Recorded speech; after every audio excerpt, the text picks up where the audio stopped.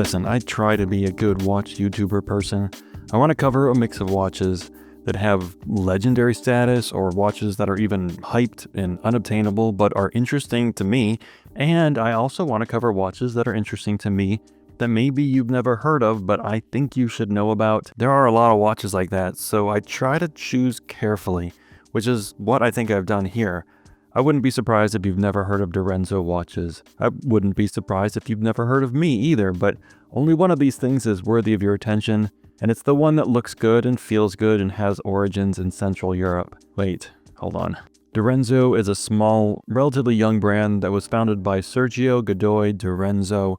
He was an architect who moved to Geneva and, understandably and hopefully not regrettably, got into watch design. And this is the brand's latest watch, the DRZ04 Mondial. It's got a lot going for it.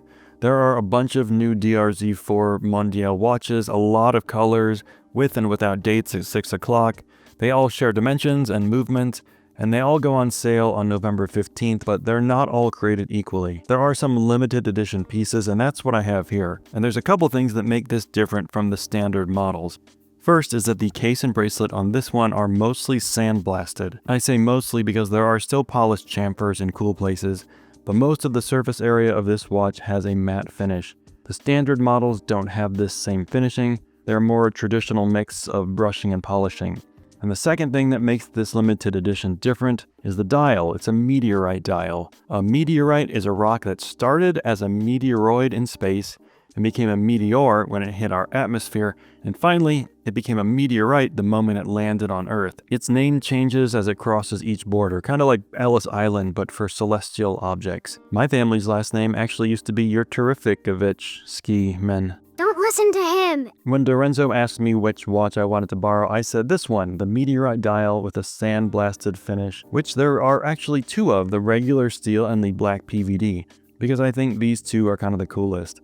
But they also are the most limited. There will be only 70 pieces of this reference made, and the presale price will be 930 Swiss francs, which is about $1,168. 38 millimeters in diameter, 10.8 millimeters thick, 46 millimeters long.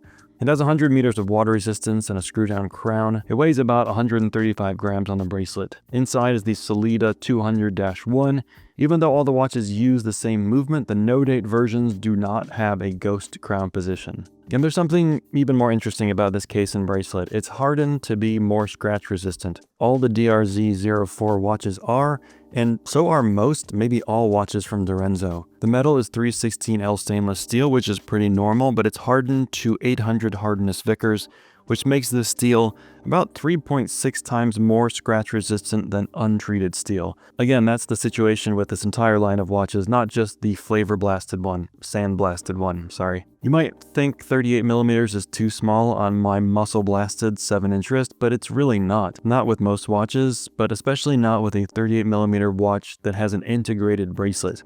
The bracelet is 24 millimeters wide at the case, which adds a lot of presence. That also adds a lot of surface area. It makes the watch very comfortable and very stable on the wrist. Then at about 11 millimeters thick, this thing sits really well. Direnzo sent me a few rubber straps to try on the watch. These straps are sold separately.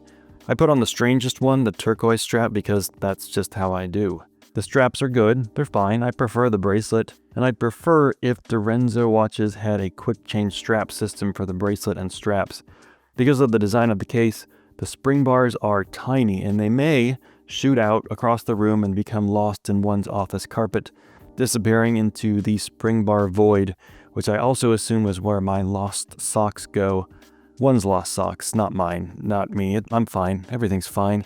Sorry about the spring bar, Direnzo. Now let's talk about this meteorite dial. This dial comes from the Muonionalasta meteorite, which hit northern Scandinavia about 1 million years ago. It broke into about 40 pieces on impact. It's crazy to me that you can have a watch dial made out of something from outer space, but I guess humans are also made of star stuff, and some of us impacted Scandinavia in momentous ways too. ABBA, for example. Each meteorite dial is going to be different. The textures and striation, each dial will be unique. But of course they'll all have this turquoise superluminova lume, which is pretty strong and I think has a nice contrast with the red Direnzo logo.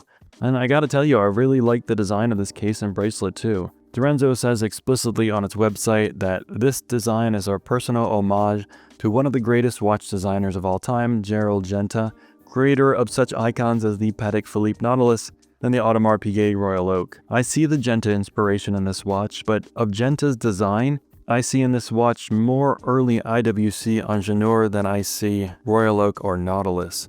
The case and bracelet are finished really well, big polished chamfers along the case and on the edges of the bracelet, and a big polished bevel on the bezel.